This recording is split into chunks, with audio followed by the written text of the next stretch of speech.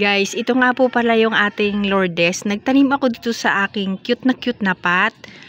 Ayan o, naalala po ninyo na ang nakatanim dito ay mga succulent noon dun sa maliit, dun sa aking bulol na naman ako. Sa aking mini garden. So, nakita nyo to doon sa aking mini garden noon nung hindi pa ako lumilipat dito sa aming taas.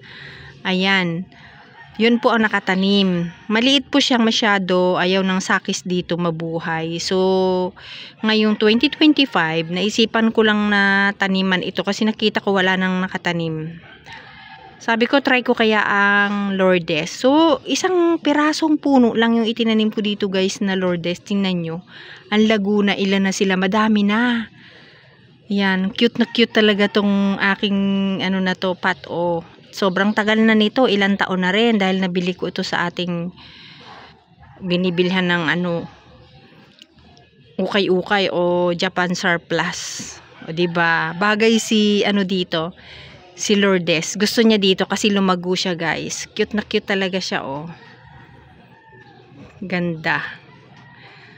Oh, binabayaan ko lang to, nauulanan siya kaya siya lumago siguro.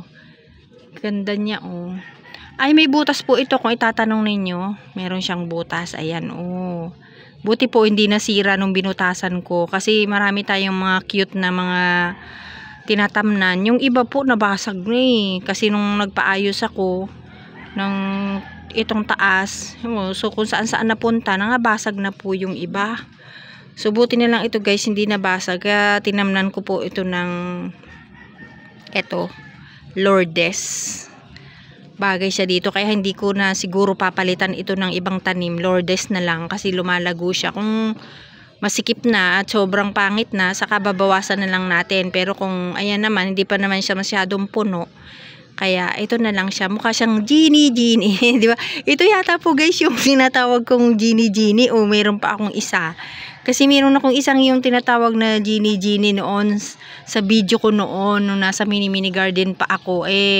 Nabasag na kasi guys yung isang yun. Yun din yata yun. O ito rin yung tinatawag ko. Parang dalawa yata yung tinatawag kong genie.